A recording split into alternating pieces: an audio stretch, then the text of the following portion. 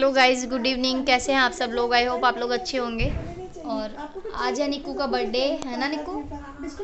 तो आज निक्कू का बर्थडे है, लेकिन निक्कू का बर्थडे हम सेलिब्रेट नहीं कर रहे हैं क्योंकि आपको पता ही है।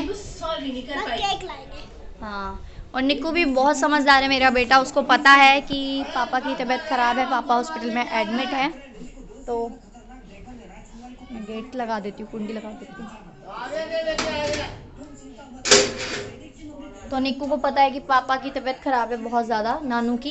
तो निक्कू भी नहीं बोल रहा है कि बर्थडे मना दो मेरा, और बहुत ही समझदार है मेरा बच्चा। और ऐसी कंडीशन में क्या बर्थडे मनाए, हमारा तो दिमाग भी काम नहीं कर रहा है, कुछ भी अच्छा नहीं लग रहा है हमें। और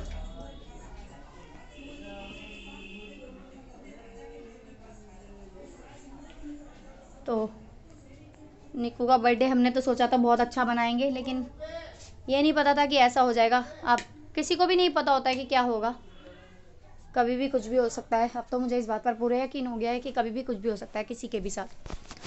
तो निक्कू को आलू पूड़ी बहुत ज़्यादा पसंद है, तो आलू पूड़ी बना दूंगी मैं उसके लिए, और वही खा लेगा। पेस्ट्री लाकर दे देंगे, खुश हो जाएगा। और बर्थडे नहीं बनाएंगे। बर्थडे तो हर साल आता है, क्या पता अगले बर्थडे तक नानू बहुत अच्छे हो जाएं उसके। और मम्मी भी हॉस्पिटल में ही है, और कल मेरी हालत इतनी ख़राब हो गई थी 4-5 दिन के अंदर ही।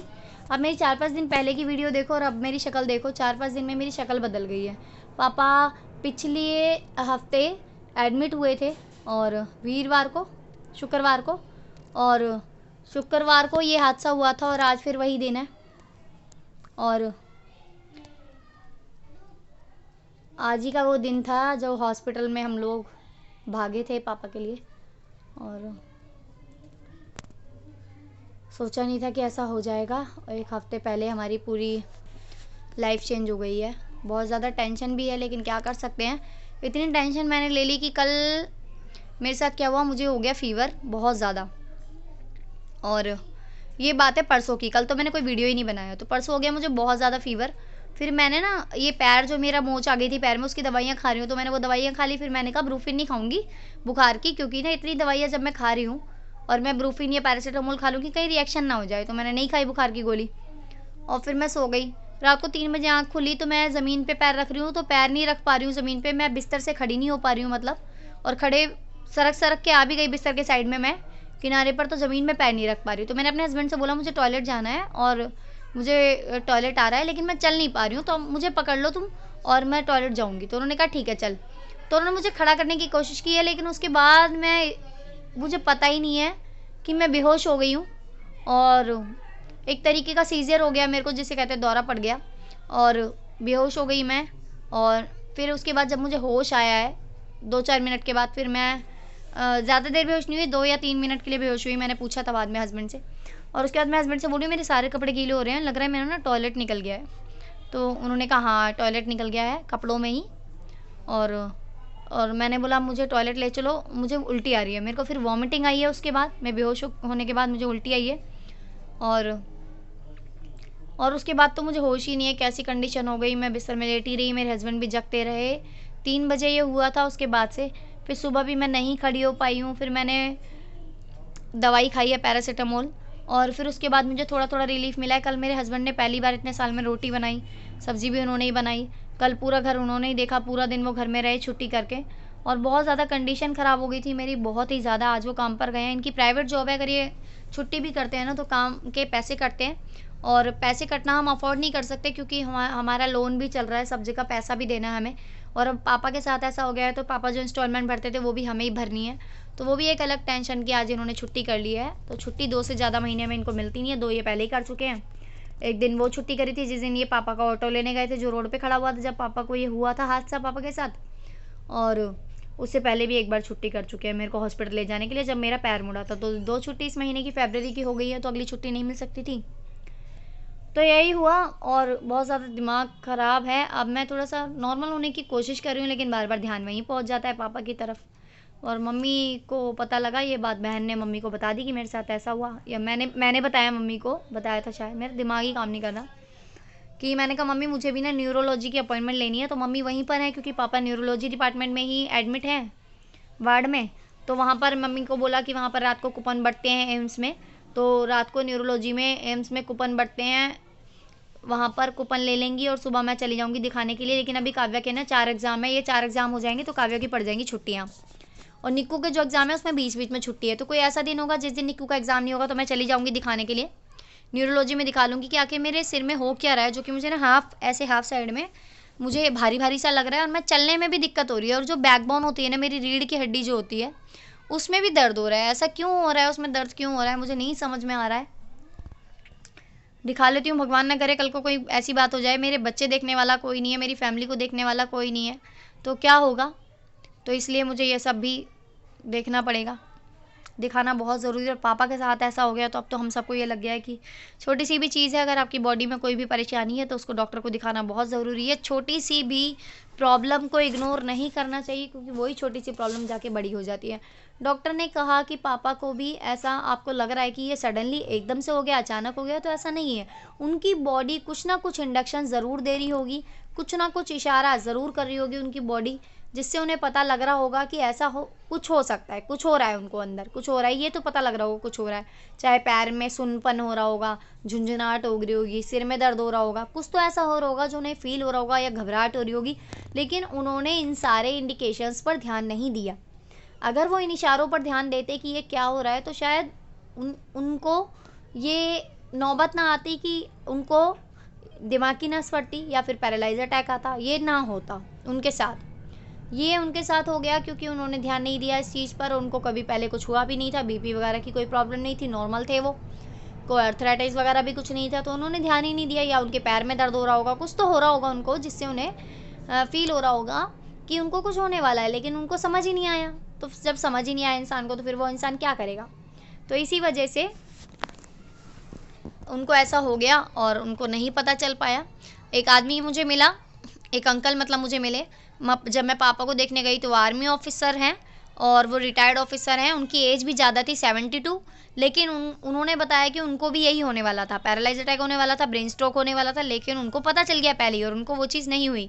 और अब आप पूछेंगे पहले कैसे पता लग गया, तो क्या हो रहा था, कुछ दिन से उनको उनका जो पैर है वो ऐसे ऐसे ऐसे ऐसे हिल रहा था, थोड़ा सा अपने आप पैर और हाथ थोड़ा सा ऐसे ऐसे हिल रहा था 2-4 मिनट के लिए, फिर बंद हो जा रहा था 2-4 सेकंड के लिए। तो उन्होंने कहा ये क्या हो रहा है। अब 1-2 बार ही हुआ, उन्होंने डॉक्टर को बोला ये कई बार हो चुका है, 1-2 महीने से हो रहा है। तो ऐसे उन्होंने डॉक्टर को बोला, तो डॉक्टर ने उन्हें तुरंत एक्शन लिया और उनका सिटी स्कैन, एमआरआई, फलान ढिकान जो भी टेस्ट होते हैं सारे करवा लिए। तो पता चला कि ब्लड का यहाँ पे क्लॉट उनके जम रहा है, जो नस है वो फट सकती है, वो फूल रही है, तो उसको यहाँ से ऑपरेशन करके निकाल दिया गया। तो ये है कि उनको पहले ही रिलीफ मिल जाएगा, ये ऑपरेशन हो गया उनका पहले ही, सर्जरी हो गई और उनको अटैक नहीं आया, वो बच गए।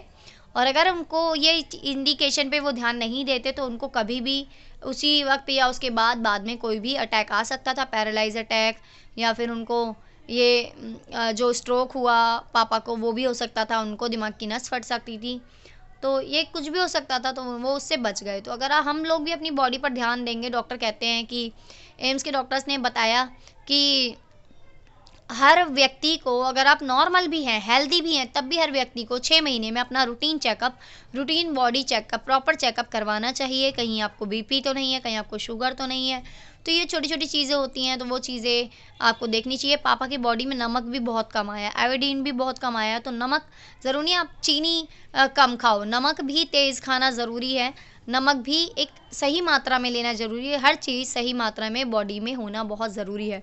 तो यही चीज़ें हैं जो हमें ध्यान रखनी चाहिए, लेकिन इंसान ध्यान नहीं रखता और फिर ये डायलॉग बोला जाता है कि अरे जो होना है ना वो होकर ही रहता है, इसमें इंसान कुछ नहीं कर सकता, ये सब बहाने होते हैं। कई लोग ये डायलॉग भी बोल रहे हैं, होता है, लेकिन हम जितना ध्यान रख सकते हैं उतना हमें रखना चाहिए। मैं इतना भाषण दे रही हूँ, इतना बता रही हूँ कि हमें अपना ध्यान रखना चाहिए, लेकिन सच बात तो ये है कि 5-6 दिनों से मैं ही अपना बिल्कुल ध्यान नहीं रख पा रही हूँ, और जिसका रीज़न ये है कि पापा की तरफ ध्यान बहुत ज़्यादा चला जाता है, बार बार ध्यान चला जाता है, तो घर में मन नहीं लग रहा है, कुछ भी अच्छा नहीं लग रहा है, तो ये चीज़ है, बस यही है। अब एक कमेंट मेरे पास आया, एक है, उन्होंने कमेंट किया पिछली वीडियो पर मेरी कि उनकी मदर के साथ भी ऐसा ही हुआ था और फिर 2 महीने बाद दोबारा स्ट्रोक आ गया उनकी मदद चलने भी लग गई, ठीक हो गई, रिकवर हो गई। फिर 2 महीने बाद दोबारा स्ट्रोक आ गया और पूरा खेल ख़त्म हो गया, सब कुछ ख़त्म हो गया। तो इस तरह के कमेंट्स जब आते हैं तो मुझे और नेगेटिविटी आती है मेरे दिमाग में। मतलब ये ऐसा, अब तो ऐसा लग रहा है बस मेरी उम्मीद को कोई ना तोड़े। कहते हैं ना, कुछ भी करो इंसान की उम्मीद को मत तोड़ो। मैं ये नहीं कह रही हूँ कि उन्होंने गलत कमेंट किया, मैं ये कह रही हूँ कि जब उन्होंने मतलब इंसान, उन्होंने तो अपनी असलियत ही बताई कि उनकी मम्मी के साथ क्या हुआ था, लेकिन इस तरह की असलियत भी मुझे इस टाइम कोई ना बताए, क्योंकि जब इस तरह के कमेंट्स आते हैं तो नेगेटिविटी दिमाग में और ज़्यादा आती है। अभी तो वो बिल्कुल भी ठीक नहीं हो और अभी से ऐसा लग रहा है कि जैसे वो ठीक भी हो जाएंगे तो कहीं दोबारा ना हो जाए ये। तो ये चीज़ें भी बहुत ज़्यादा नेगेटिविटी लाती है। अब बस ये है कि हमारा छोटा भाई है जिसकी नहीं हुई है अभी शादी, कम से कम उसकी शादी तो हो जाए, वो पापा देख लें और ठीक हो जाए। माँ बाप से बड़ा दुनिया में कुछ नहीं है, कोई भी नहीं है, और माँ बाप नहीं है तो कुछ भी नहीं है शायद। चाहे हम कितने भी बड़े हो गए हों, लेकिन माँ बाप की जगह कोई नहीं ले सकता है। और जिनके माँ बाप हैं और सही हैं तो उनकी आप वैल्यू समझिए। आज मुझे भी ये चीज़ समझ में आ रही है कि अगर हम भी पापा का बहुत ज़्यादा ध्यान रखते या पापा को ये सब चीज़ें बार बार पूछते रहते या अपनी मर्ज़ी से ही पापा का बीपी वगैरह चेक कर लेते कभी, तो शायद ऐसा नहीं होता। हमने कभी नहीं सोचा था कि पापा के साथ ऐसा हो जाएगा। 1000-1200 रुपये की वो मशीन आती है बीपी चेक करने की, शायद हम ही कभी खरीद लेते और बोलते कि पापा आप बुढ़े हो रहे हो तो लाओ हम आपका बीपी चेक कर लेते हैं, कितना बीपी हो रहा है, लाओ मम्मी मैं आपका बीपी चेक कर लेती हूँ। लेकिन हमने कभी कोशिश ही नहीं करी, कभी ये चीज़ सोची ही नहीं। तो अगर ऐसा होता, अगर मैं वो मशीन खरीदती और कभी मैं पापा को ले जाके चेक करती कि पापा लाओ आपका बीपी चेक करूँ, कहीं आपका बीपी ज़्यादा तो नहीं हो रहा, या पापा ही बोलते तेरे पास मशीन है लेकर आ, कहीं मेरा बीपी ज़्यादा तो नहीं हो रहा, और ऐसा होता तो शायद ये चीज़ पहले पता चलती और पापा के साथ ऐसा ना होता, पापा बच गए होते। लेकिन अब तो ये हो चुका है। शायद कोई रिवर्स का बटन होता और पीछे जाकर मैं बिल्कुल सब कुछ ठीक कर पाती, लेकिन रिवर्स का बटन तो होता ही नहीं है, भगवान ने बनाया ही नहीं है रिवर्स का कोई बटन जिसमें आप पीछे जाके सब कुछ ठीक कर सकते हैं। तो ऐसा तो होता ही नहीं है। होना चाहिए था लाइफ में रिवर्स बटन भी होना चाहिए था। एक मूवी में देखा था कि इंसान पीछे जाता है और आगे वाली चीज़ों को बदल देता है, जो होने वाली होती हैं उनको होने से रोक देता है। तो काश ऐसा रियलिटी में भी होता, लेकिन जो है ही नहीं तो फिर उसके बारे में बोलने से क्या फ़ायदा। अब ये चीज़ें मैं ज़्यादा बात करती हूँ, ज़्यादा सोचती हूँ तो मेरे सिर में और दर्द होने लगता है, सिर भारी होने लगता है। तो बस यही कहना चाहती हूँ।